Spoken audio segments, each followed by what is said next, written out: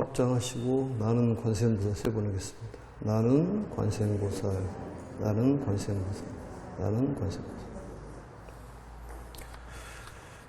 오늘 전체적으로 176회에 해당하고 법화경 마지막 시간이 되겠습니다. 보현보살 공발품은 6회차에 해당합니다.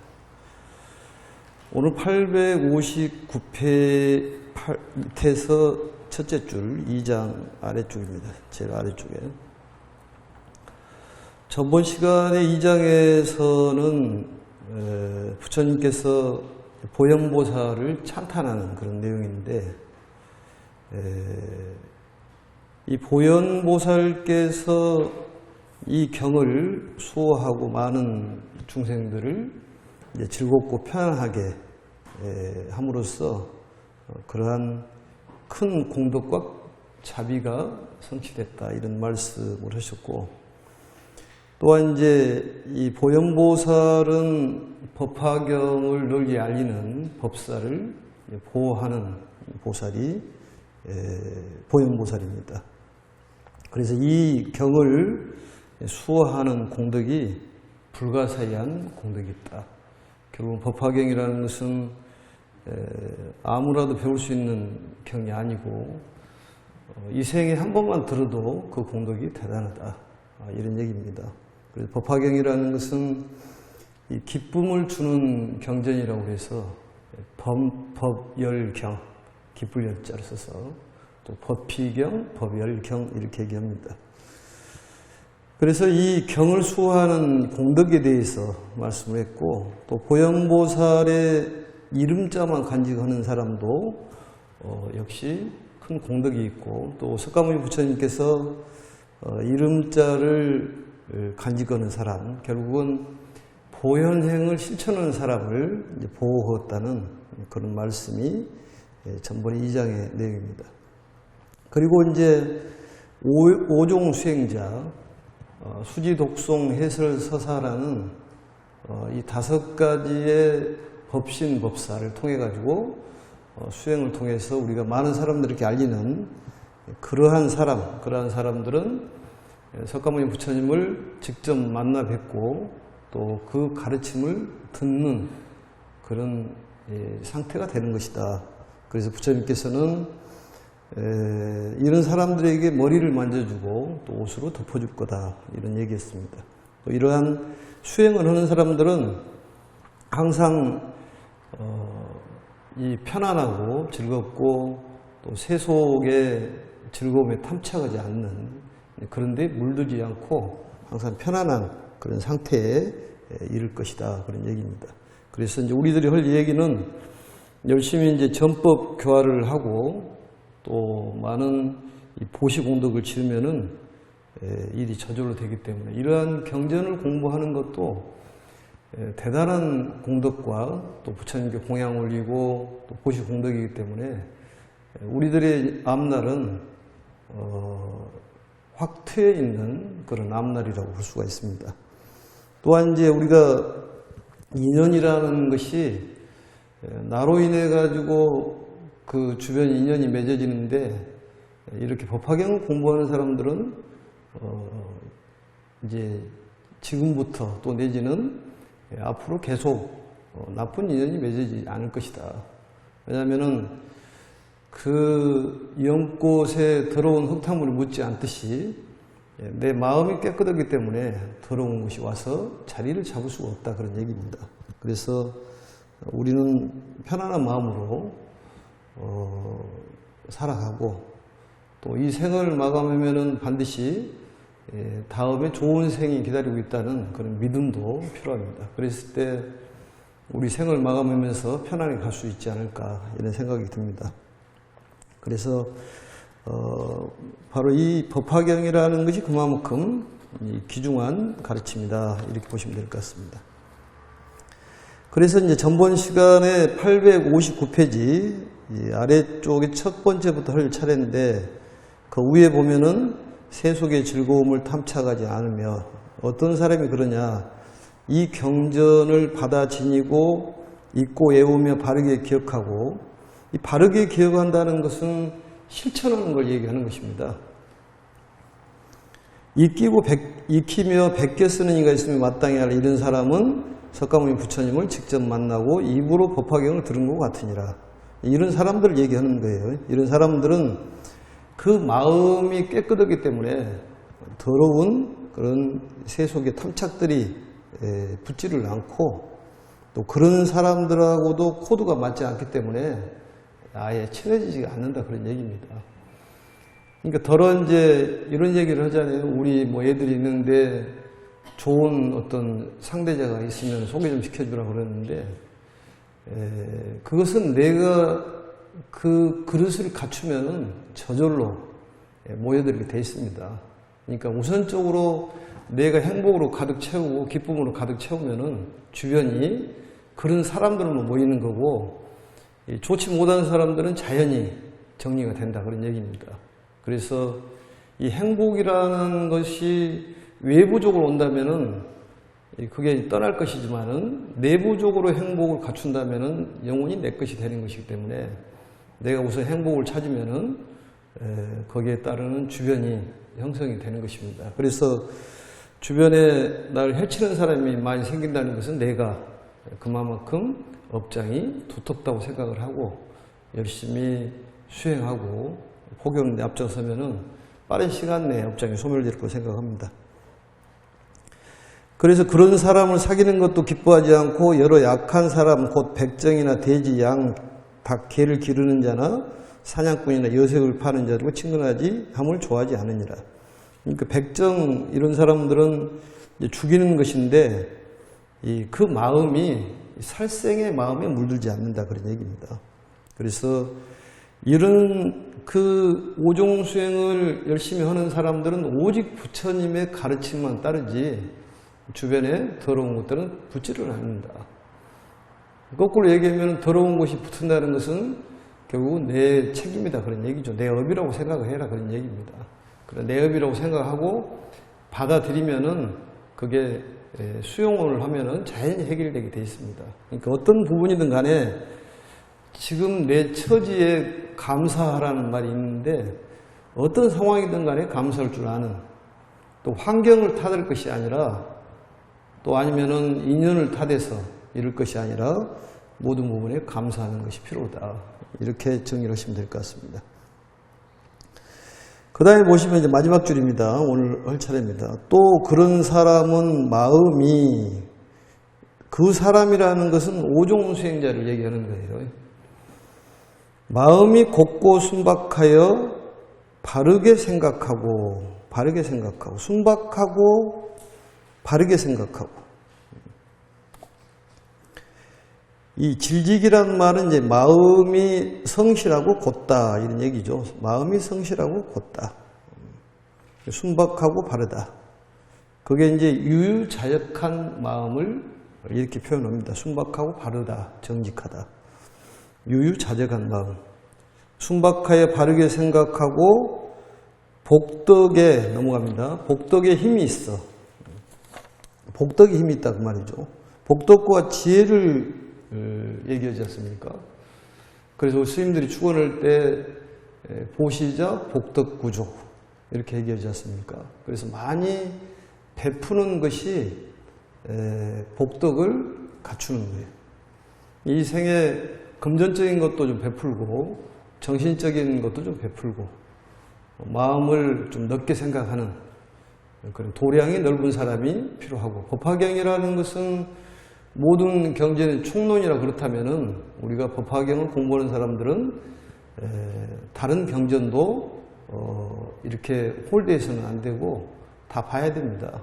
필요하면은 보고, 아함경도 보고 반야경도 보고 또 화엄경도 보고 유마경도 보고 승망경도 보고, 그런 자세로 받아들이는 것이 이 법화경 수행자로 볼 수가 있습니다. 때에 따라서는 성경도 이 법화경의 일부분이고 부처님의 가르침의 일부분이기 때문에 필요에 따라서는 우리가 볼 수가 있습니다. 그렇게 폭넓게 생각하는 그런 자세가 법화행자의 자세라고 볼 수가 있습니다. 그래서 이러한 복덕의 힘이 있어서, 복덕의 힘이 있으면은 삼독의 고통이 없다. 이 삼독이라는 것은 탐진치를 얘기하지 않습니까? 탐진치. 근본 본래인데 이 탐진치를 해결하기 위해서 우리가 개정의 사막을 배우는 것이죠. 그래서 부처님의 가르침을 잘 지키고 또 흔들리지 않는 마음, 이 정의 마음이 필요해요. 어떤 상황이 처하더라도, 돈이 갑자기 좀 없어지더라도, 또 아니면 명예가 떨어지더라도 거기에 대해서 흔들림이 없는 마음, 나를 칭찬하든 비방하든 간에 흔들리지 않는 그런 마음이 선정의 마음이에요. 개정해를 닦으면 지혜가 생기게 되어 있습니다. 그래서 해라는 것은 지혜를 줄여서 말하는 것인데, 바로 지는 바로 차별심의 힘을 말하는 거고, 지력이라는 것은 해는 평등의 힘을 말하는 것이다. 평등과 차별. 사람마다 각각 그 얼굴 모양이 다르듯이 사시사철이 있고, 거기에 이 대지에서 나타난 식물들이 전부 차별이 있습니다.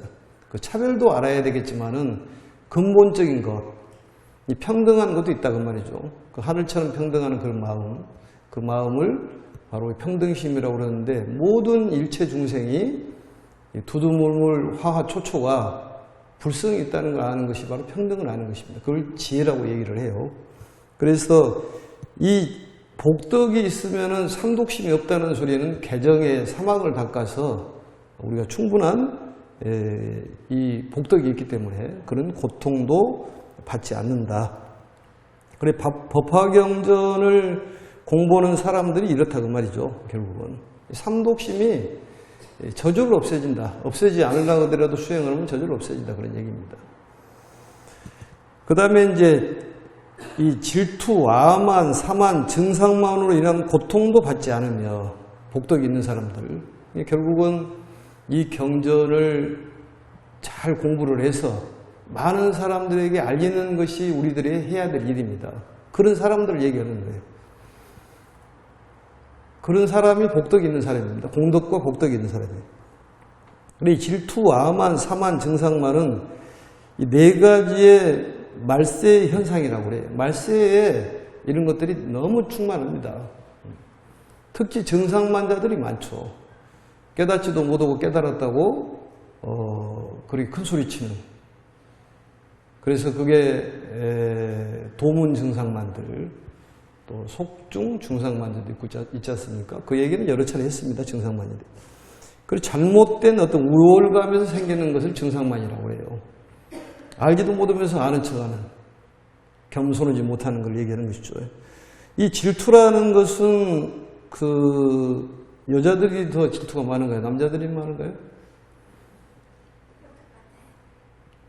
근데 거의 비슷합니다, 그게. 남자들이라고 해서 질투가 없을 것 같지만 더 많습니다, 그게. 사실은. 이 질투라는 것은 왜 생기느냐? 열등감에서 생기는 거예요, 이게. 내가 상대보다 못하기 때문에 질투를 합니다. 내가 많이 가지고 있지를 않기 때문에 질투를 합니다. 옛날 그런 얘기가 있잖아요. 둘이 길을 가다가 10,000원짜리가 떨어졌는데 따위병을 해고 어떤 한 사람이 주워버렸다고 말이죠. 그래 기분이 몹시 안 좋았어. 못 죽은 사람이. 둘이 갈라져 갔는데, 갈라져가지고 다시 만났는데 10,000원짜리를 못 죽은 사람이 기분이 너무 좋더라는 거예요. 10,000원짜리를 주워 갔어도 그 사람에 대해서 신경을 안 쓰더라는 얘기지. 알고 보니까 100,000원짜리 수표를 주었어, 가다가. 그러니까 많이 가지고 있는 사람이 적은 사람을 질투를 하는 것이 아니라 없는 사람이 질투하는 거예요. 마음이 가난하고 모든 부분이 가난한, 어떤 물질적으로 많다고 해서 가난한 부자고 물질적으로 없다고 해서 가난한 것은 아니에요. 행복이라는 것도 그런 거고. 그러니까 질투를 가만히 생각해 보면은 누가 나를 질투한다 그러면은 웃음이 나올 수도 있잖아요. 아, 이 사람이 나보다 못하구나. 오늘부터 그렇게 생각해야 됩니다. 그래야지 마음이 편해. 그러니까 공부를 안 하면은 거기에 마음이 씁쓸하고 이게 복잡하지만은 부처님 경전을 배우다 보니까 그게 바로 해결되잖아요. 질투를 하거나 말거나 내버두는 거예요. 그냥. 속된 말로 지랄하다 죽거나 말거나. 그게 이제 부처님 경전을 잘 보는 사람들의 그 마음가짐이라니까요. 질투라는 것은 우리가 생각하면 열등감에서 생기는 거예요. 잘난 사람은 질투를 하지 않습니다. 절대적으로 하지 않습니다. 이해가 될까요? 그러니까 머리로는 이해가 되는데 마음으로는 안 될 수가 있어. 아만이라는 것은 이제 우리가 보면은 이제 나에 대한 어떤 자신감이죠. 자신감에 우쭐대는 것을 아만이라고 하지 않습니까? 자기 본의. 거의 만자가 들어가는 것은 자기 본의예요. 탐진치, 만의. 교만하고 많이 들어가지 않습니까? 그리고 의심하는 것들. 그래서 자신만 믿고 우쭐대는 어떤 지나친 자만심. 이게 바로 아만입니다. 그리고 이제 사만이라는 것은 이 잘못된 자부심. 비슷비슷하죠, 그게. 이것도 우쭐대는 그런 마음이에요. 정상만이라는 것은 그것도 이제 알지도 못하고 아는 척하는 그러한 거다, 그런 얘기입니다. 그래서 이러한 것들은 알지도 못하면서 아는 체 하는 것, 깨닫지도 못하고 깨닫다고 하는 것이 바로 정상만죄예요. 이 말세에 일어나는 현상입니다.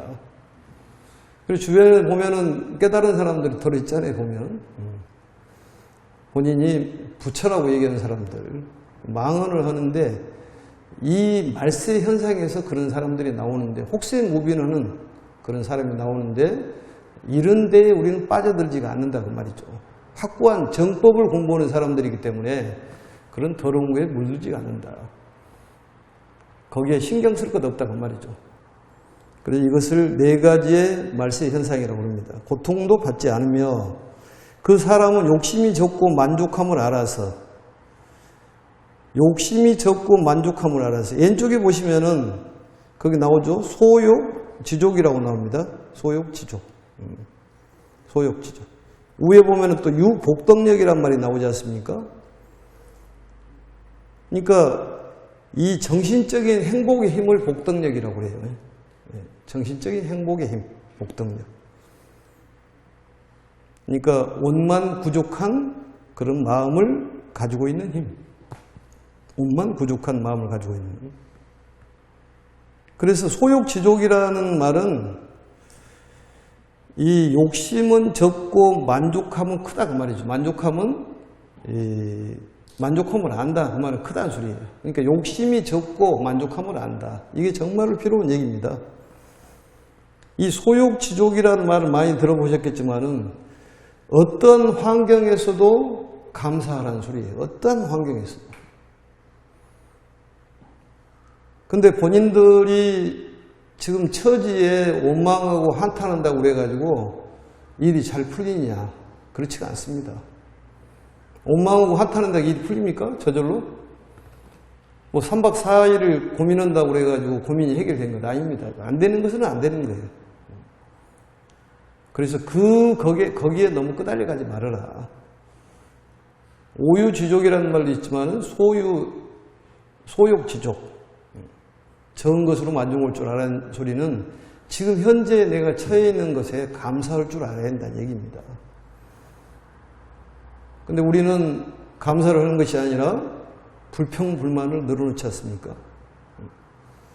그래서 어떤 거사님이 우리 집사람은 제조공장 사장님이라고 해서 무슨 제조공장 사장님이라고 하니까 불평불만 제조공장 사장님이라고 했어요. 불평불만을 계속 얘기한 사람은 불평불만을 합니다. 그러니까 그 현재 환경이라는 처지에 만족을 못 하는 거예요. 만족을 못 한다고 한탄한다고 해서 무슨 일이 됩니까? 또 다른 일이 우리를 기다리고 있는 거예요. 알 수 없는 일들이. 어떤 일이 좋은 쪽으로 진행될 줄은 우리는 몰라요. 한치 앞을 몰라. 그렇지만 분명한 것은 부처님께서 우리를 살려주시고 지켜주시고 좋은 곳으로 인도를 해준다는 그런 믿음이 있으면은 어떤 상황이더라도 잘 되게 돼 있습니다. 잘 되게 돼 있습니다. 그게 바로 믿음이에요. 그래서 이 남 탓을 하는 것은 하나도 도움이 되는 것이 아니다.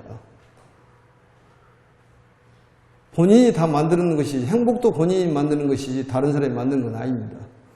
환경이 나를 만드는 것은 아니에요. 지장보살님의 활동 무대는 지옥이라고 그랬잖아요. 그렇지만 지장보살님은 행복하다는 거예요. 우리가 생각한 지옥이지 지장보살님은 편안한 곳이라는 얘기입니다. 그가 바로 지장보살은 정토라는 거죠.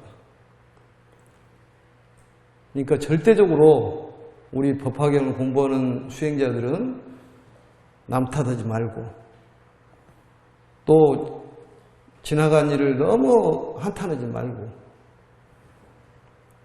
원망하지 말고 누구 때문이라는 건 없어요. 예? 내가 어떤 사람을 만나갖고 이 꼴이 됐다 그런 것은 없습니다. 내가 잘 갖추고 있으면은 다 모여들게 돼 있어. 내가 컵을 들고 여러 번 얘기했지만은 컵에 그 뚜껑이 그 맞는 뚜껑이 있다니까요. 아무나 맞는 것이 아니라. 그러듯이 인연이라는 거 있는 거예요. 그게 인연은 소중하게 생각해야지. 다른 사람 만났으면 내가 좋을 뻔했는데 그런 거 가끔씩 얘기하더라고 보니까. 그래서 이 부처님께서 법화경을 설하시는 이유는 이 40여 년 동안에 쭉 말씀하시고 법화경으로서 핵심 정의를 한 거예요. 그게. 그래서 40여 년의 미엔 진실이라고 얘기를 합니다. 무량의경에서. 다음에 무량의경을 할 차례인데 그게 시즌2라고 그러더라고 보니까. 이름하여 시즌2라고 그러는데 무량의경을 봐야지 또 이해가 더 빠릅니다. 보겠습니다. 그래서 욕심이 적고 만족함을 알아서 능히 보현행을 닦게 되리라. 욕심이 적고 만족함을 알면 능히, 알아서 하면은 이해가 잘 안 되니까 알면은 능히 실천행을 닦게 되리라 그 말이죠. 실천을 한다 그런 얘기예요. 그래서 이런 내용들은 잘 기억을 해가지고 자꾸 생각을 해야 돼. 그리고 스스로의 자기를 격려하고 이 지혜로 바꾸는 그런 자세가 필요합니다. 소욕지족이란 말은 얼마나 좋습니까? 질투, 아만, 사만, 증상만 이런 고통을 받지를 않아야죠. 험담하고 이런 것도 전부 좋지가 않습니다. 본인이 다 받아야 될 일이에요, 그게. 보현의 열애가 열반한 뒤 후 500세에 어떤 사람이 법화경을 받아 지니고 있고 예운다면 응당히 이렇게 생각하되 이 사람은 오래지 않아 도량에 나아가서 마군의 무리를 물리치고 안욕따라 삼맥삼보리를 얻어 법륜을 굴리고 법고를 치며 법소라를 볼며 법비를 내려 마땅히 천신과 인간의 대중 가운데서 사자자에 앉게 되리라. 이 후 500세 열반한 뒤 부처님께서 열반한 뒤 무불시대를 얘기하는 것이죠. 이 말법시대를 얘기하는 거예요. 그래서 이 말세의 법화경이 꼭 필요하다는 것이죠.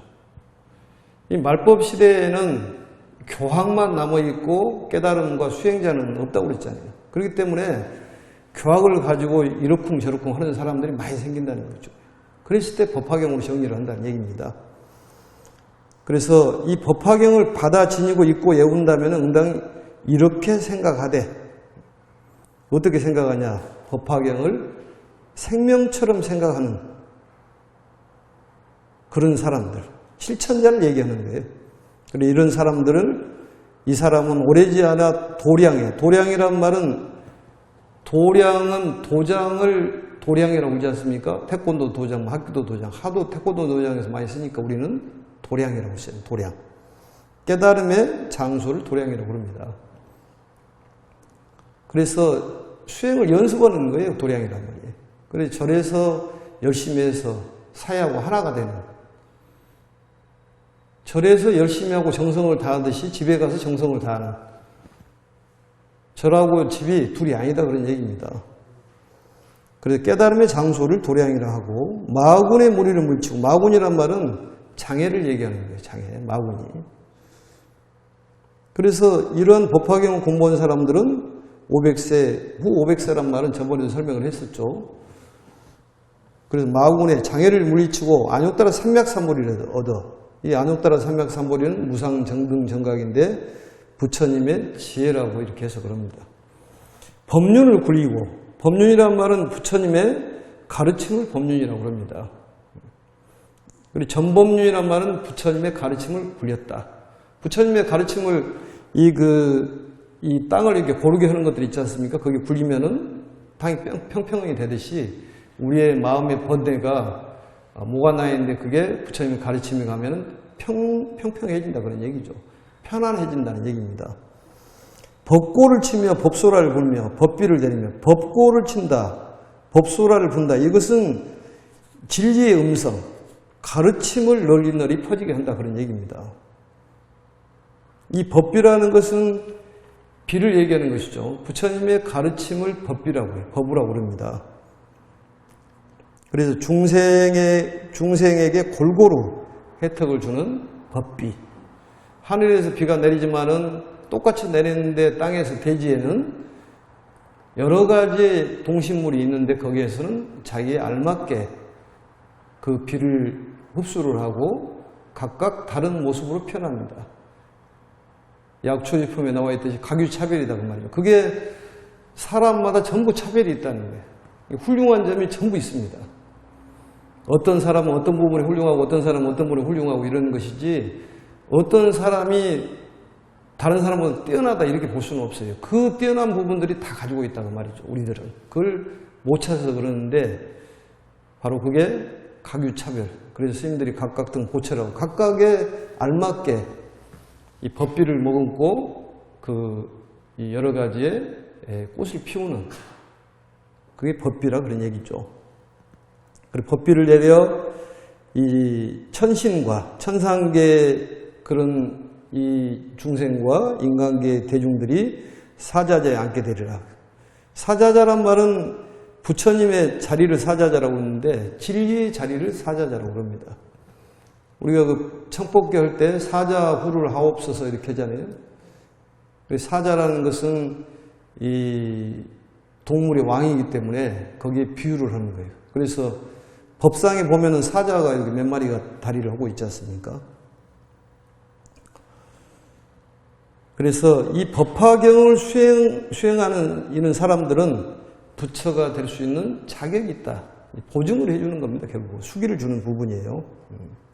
수기를 해주는 부분.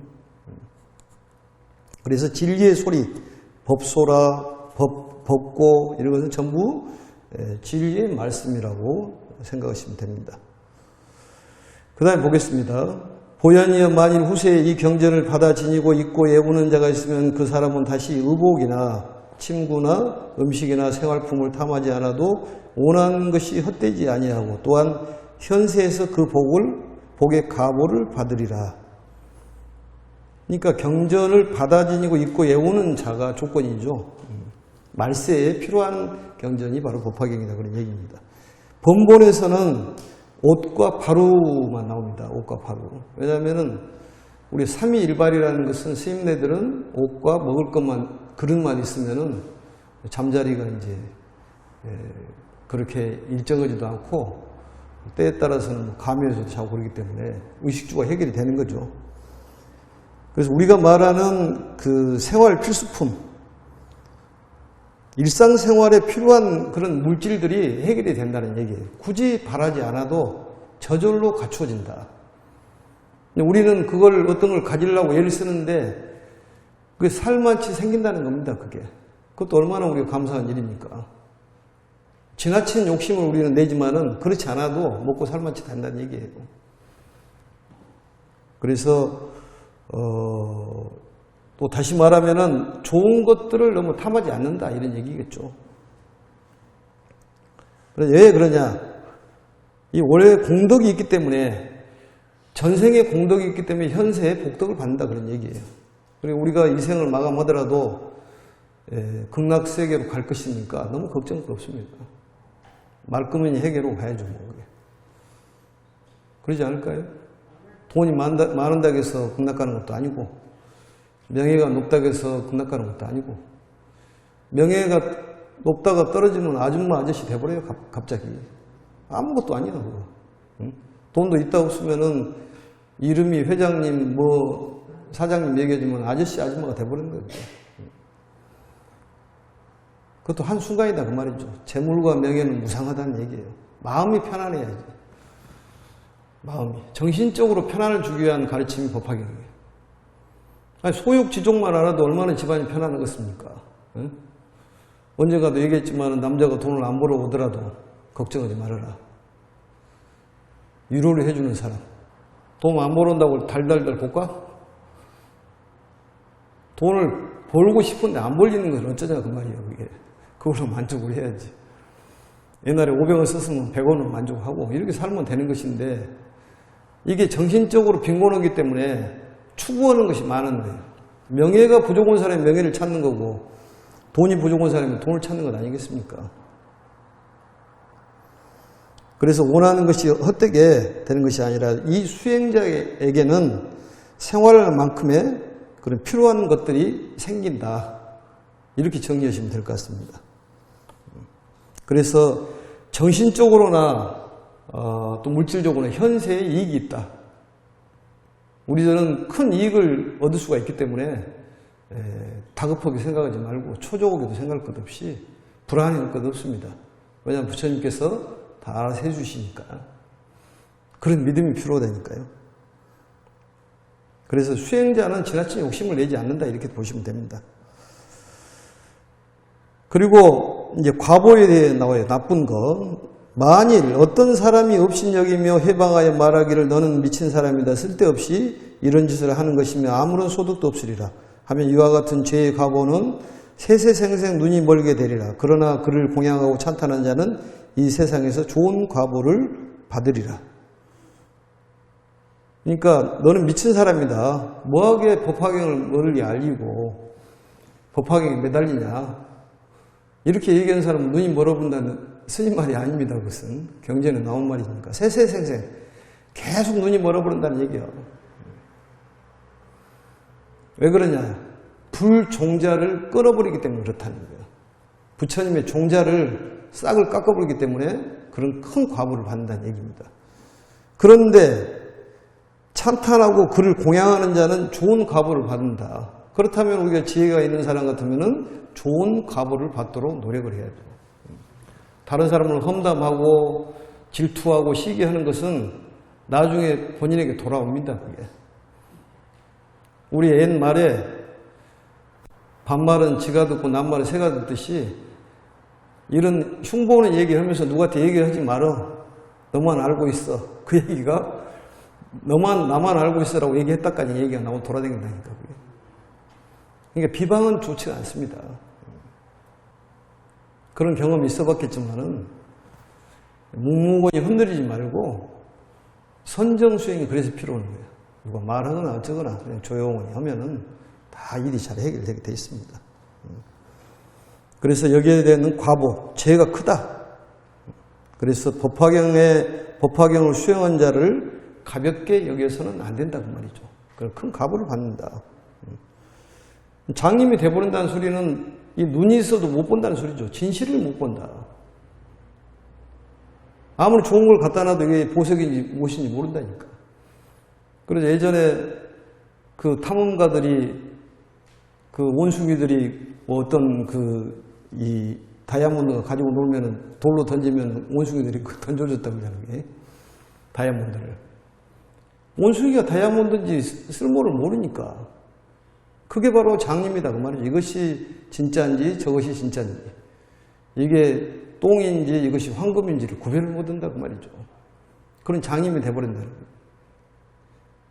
그런 마음의 미혹함이 가득하다 그 말이죠. 그 다음 보겠습니다. 만일 이 경을 받아 지닌 이를 보고 그의 허물을 들춰내면 사실이건 사실이 아니건 이 사람은 현세에 백나병을 얻을 것이요. 이 백나병이라는 것은 이제 한센병인데 피부에서 나오는 기름이 말라붙어 가지고 이게 회백색으로 되는 거죠, 그게. 이것은 뭐냐면은 자신을 추악한 모습으로 떨어뜨린다 그런 얘기입니다. 비방하지 말아라 그런 얘기예요. 추악한 모습. 그게 일종의 한센병 아니겠습니까? 남을 비방하는 것은 자기가 스스로 추악함에 떨어져 버리는 거예요. 그래서 이 말세에서 이 법화경이 필요한 목적은 정말로 이런 환자들을 구제하는 거다니까요.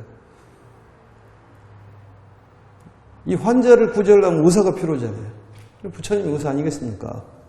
아픈 사람은 약이 필요하고. 그래서 이 말세에는 약이 법화경이다 그 말이죠. 법화경을 많이 쓰고, 법화경에서 밥이 나오냐 뭐가 나오냐 이럴지 모르지만 그런 사람들의 과부가 크다는 거지. 더욱더 그 사람을 제도로 해야 됩니다. 그런 죄의 구렁텅이에 빠지지 않도록. 그것도 역시 비방한 거 아니겠습니까? 불종자를 끊는 것이기 때문에. 그래서 사실이건 사실이 아니건, 이거 대단히 중요합니다. 어떤 일이 사실이든 아니든 간에 비방하지 말라는 얘기입니다. 왜냐? 사람이라는 것은 완벽할 수가 없어요. 완전할 수가 없습니다. 그렇다 보면은 죄도 지을 수가 있는 거예요. 사람이라는 것이. 누가 죄를 안 짓고 사는 사람이 어디가 있습니까? 어떤 물건, 좋은 물건 있으면 훔치기도 쉽고 가지고도 쉽고 그런 마음이 있다고 말이죠. 누구든지 다 양면성이 있는 거예요. 그렇기 때문에 본인도 자기 자신을 보면은 그런 마음이 있기 때문에 우리가 죄를 안 짓고 살 수가 없어요. 그래서 죄가 있거나 없거나 거기에 대해서 비방을 하지 말라는 얘기가 그런 얘기입니다. 그래서 이런 비방을 하면은 그 맑고 환한 깨달음의 길을 막아버릴 수가 있다고 말이죠. 그래서 비방하면 절대로 안 된다 그런 얘기입니다. 그 다음 넘어가겠습니다. 경멸하고 비웃으면 세세생생 태어날 적마다 이가 성글고 빠지며 입술이 추하고 코가 납작하며 손발이 비틀어지고 눈은 사팔뜨기가 되며 몸에서는 더러운 냄새가 나고 악창에 피고름이 나며 배에 물이 차서 숨이 가쁘고 온갖 나쁜 병에 걸리게 되리라. 온갖 나쁜 병, 여러 가지 그 병이 생긴다 그 말이죠. 이게 자업자득이라 업의 원리를 얘기하는 것이에요. 그런 과보를 받는다는 얘기입니다. 실질적으로 이제 그러한 상태도 되겠지만은 몸이 불편해진다. 몸이 불편해진다. 마음이 병들면 병심이고 몸이 병들면 병신이라고 하지 않습니까? 나이가 먹으면 다 아파요, 그게. 이게 노사라는 건 피할 수가 없어. 노병사가. 늙으면은 병들고 아파. 죽어. 죽으면 우리는 믿음이 있기 때문에 부처님이 계시는 정토에 태어날 것이다. 아니면은 이 사바세계에 태어나더라도 이보다도 훨씬 나은 그런 삶의 세계로 태어날 것이다. 그 말이죠. 그러니까 지금 죽어도 괜찮다. 이런 마음을 가져라니까. 오래 살아서 좋은 것은 아니잖아요. 200살까지, 골골 200살까지 사는 게 좋습니까? 오래 산다고 좋은 것은 아니고 잘 살아야지. 잘 살아야지. 그리고 미래가 보장되는 믿음이 있어야 된다니까요. 너무 거기에 처지에 환경에 끄달려갈 필요는 없다. 받아들이라고 말이죠. 수용해라. 그래서 법신, 보신, 화신. 법신은 자성신이요. 보신은 수용신이다. 수용신이란 말이 수행의 결과로 이루어지는 부처님이 보신불이에요. 보신불은 법신에 해당하는 것이지만 수행이라는 건 수용하는 거예요. 받아들인다. 다 받아들여. 바다처럼, 허공처럼, 허공에 뭐 비행기가 지나가더라도 그냥 내버두지 않습니까? 자연이 지나가는 흔적도 없다고 말이죠. 받아들이지 않으면은 그게 계속 남아있는 거예요. 마음에 걸려있는 거예요. 그래, 이러한 병이 과보가 생긴다 이렇게 해서 그러시면 될 것 같습니다. 구체적으로는 너무 설명 않겠습니다. 그러므로 보현이여 이 경전을 받아 지닌 이를 보고는 마땅히 일어나 멀리 나가서 영접하되 부처님께 공경하듯 해야 한다. 왜냐? 모든 사람들에게 이익과 기쁨과 즐거움을 주는 사람들이기 때문에 그렇다고 말이죠. 그래서 이런 사람들을 비웃는 것은 결국 진리를 비웃는 것하고 똑같이 된다고 말이죠. 그래서 비웃지 마라. 자기 스스로 저열한 사람으로 만든다고 말이죠. 그게 자업자득이에요. 누가 죄 없는 사람이 어디가 있습니까? 이 세상에. 다 알게 모르게 죄를 집니다.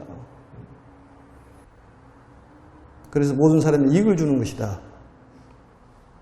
그래서 이 경전을 받아진 일을 보고든 마땅히 멀리 나가서 부처님을 공경하듯 해야 된다. 이게 법사품에 보면은 경시 여불이라는 말이 나옵니다. 경을 보기를 부처님처럼 봐라.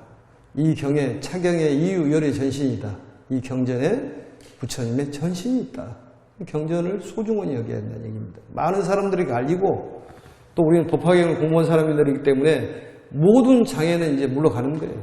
싹 물러갑니다. 좋은 것만 오는 거예요, 앞으로. 그것만 기다려야 돼요. 왜냐하면 좋은 생각만 하고 있기 때문에. 부처님께서 이 보현보살 군발품을 설하실 때 항아사같이 한량없고 가염보살들은 백천만억 선다라니. 선다라니란 말은 이 중생을 가르치고 인도하는 그러한 능력을 선다라니라고 합니다. 어둡고 삼천대천 세계의 티끌수와 같은 많은 보살들은 보현도를 갖추었다. 이 보현도란 말은 보현보살과 같은 길을 갈 수 있는 능력을 갖췄다고 말이죠. 실천행을 하는 사람. 실천행. 그래서 이 모든 것이 보현보살 같은 그런 바탕이 갖춰져 있다. 그렇기 때문에 보현보살과 같은 이 원만한 그런 행을 갖추는 사람이 될 것이다. 그런 얘기죠. 그래서 이것은 뭐냐면 결국은 지상극락을 우리가 만들어지는 거고, 이 법화경의 이 목적은 우리가 살고 있는 이 지구, 이 사바세계가 온통 지상천국으로 만드는, 극락천국으로 만드는 그게 목적이 있습니다. 모든 사람들이 같이 자타가 행복하자 그런 가르침이 법화경의 가르침이에요.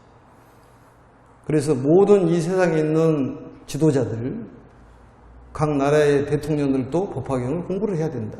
우리가 거기에 선이 닿을 수 있도록 노력을 해야 됩니다. 그래야지만이 거기에 최고의 지도자가 이 법화경에 귀의를 해야지만이 밑에 있는 사람들이 귀의가 되는 거예요. 그게 이제 끈이 닿을 수 있도록 노력을 해야 됩니다. 부처님께서 이 경을 설하실 때 보현 등 모든 보살들과 사리불 등 모든 성분들과 모든 천신과 용과 인비인 등 일체 대중이 크게 기뻐하며 부처님 말씀을 받아지니고 예배하고 물러갔다. 이제 부처님은 이상세계를 구현하는 것이 목적이라고 그랬지 않습니까? 그래서 이 보살이라는 것은 상구보리 하와중생. 우리가 수행을 열심히 해야 되고 또 많은 사람들을 구제하도록 노력을 해야 됩니다. 우리가 할 일이에요. 그래서 이 법화경의 5종 수행 법사를 통해 가지고 우리가 수행을 열심히 하고, 우리가 이 육신 법사를 통해 가지고 많은 사람들에게 알리는 것이 필요하다, 이런 얘기입니다. 그래서 이 법화경이 2처 3회에 걸친 법화경 설법이 이제 맞추는데, 전체적으로 7권 28품으로 되어 있습니다. 그래서 저희 4년 동안에 걸쳐가지고 작년 2019년 9월 22일 날 강의를 했는데, 오늘이 9월 24일이죠. 방송은 좀 늦게 나가겠습니다만. 그래서 이렇게 해서 마치고, 이제 그동안에 이제 처음부터 강의 드신 분도 있고, 잘 들어주셔서 감사하고, 또 이 강의의 해석은 아마 부처님의 그 가르침의 깊은 뜻에 100만 분의 1도 미치지 못할 것이라고 생각을 합니다. 그렇지만은 그 조그만한 그런 내용이 이제 여러분들의 가슴속에 좋은 종자의 씨가 돼서 싹이 튼다면은 이 세상이 정말 행복해질 것이다. 그런 생각을 해봅니다. 아무튼 어려운 그 일을 행하는 것이 보살들의 행위이기 때문에 법화 행자들은 열심히 수행을 하고 또 많은 전복 교화를 해서 행복한 세계를 만드시면 좋을 것 같습니다. 이상으로 강의 마치겠습니다. 수고하셨습니다.